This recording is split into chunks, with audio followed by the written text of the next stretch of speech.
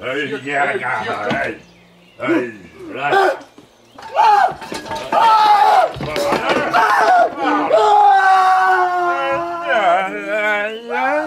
flight somewhat surprised me, but I was enchanted by the hut, dry and warm, and I greedily devoured the remnants of the man's breakfast.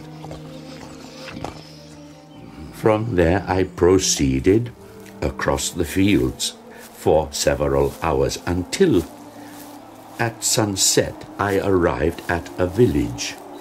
How miraculous did this appear! The huts, the neater cottages, and stately houses engaged my admiration by turns. I entered one of the cottages.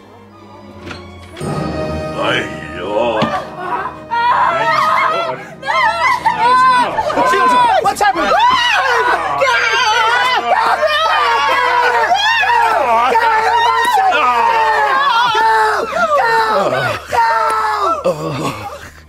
I ran for an age until I came across an isolated cottage with an adjoining hovel, wherein I took refuge from the inclemency of the season and still more from the barbarity of man.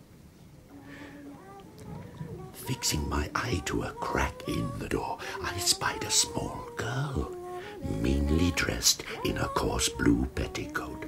Her fair hair was plaited. Agatha? I'm going for milk, Felix.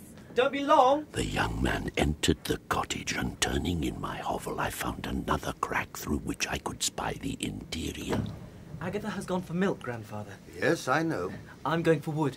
When the girl returned with the milk, she sat down by the old man, and he, taking up an instrument, began to play. He played a sweet, mournful air, which drew tears from the girl. I felt sensations of a peculiar and overpowering nature, a mixture of pain and pleasure such as I had never before experienced. Soon after this, the young man returned with some wood, and taking up what I now know to be a book, read aloud.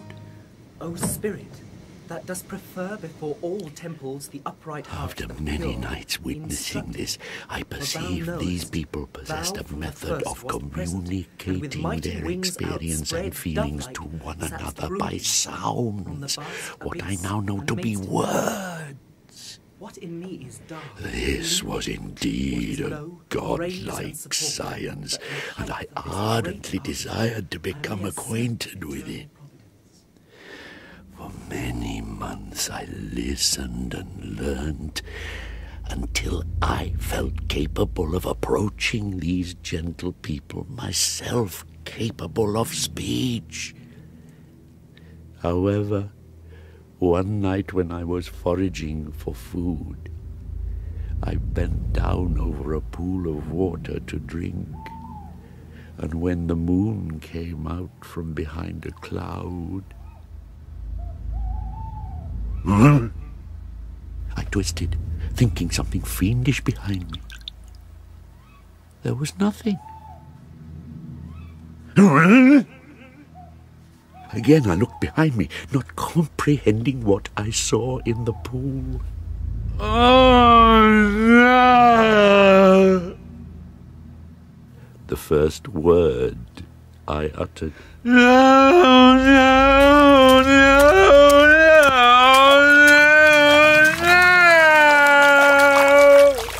For the first time I realized I was a monster. What was I? Why was I different from all the people I had seen? I had no idea until I was able to decipher these papers. My journal. Accursed creator! Why did you form a monster so hideous that even you turned from me in disgust? Still, there was one man who might not turn from me. The old man next door was blind.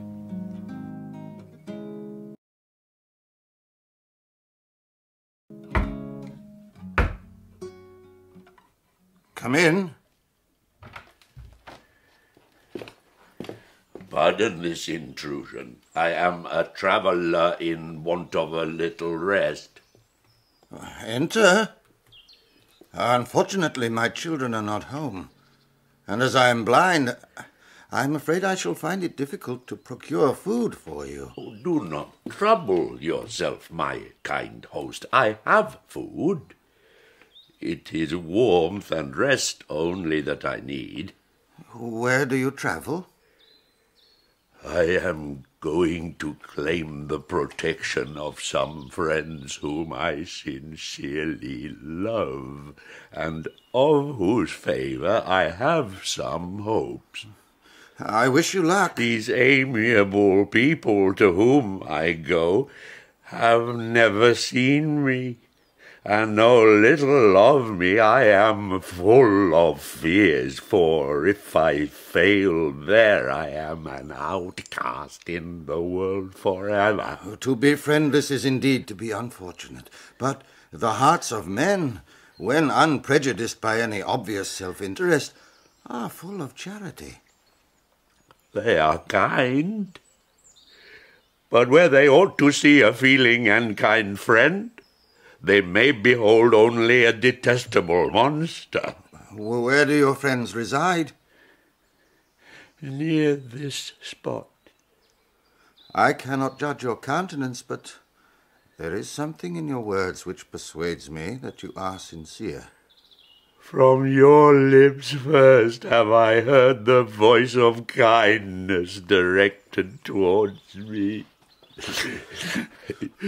Oh, come now. My grandchildren return. You and your family are the friends of whom I speak. Great God!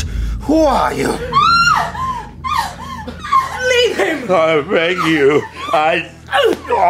Felix!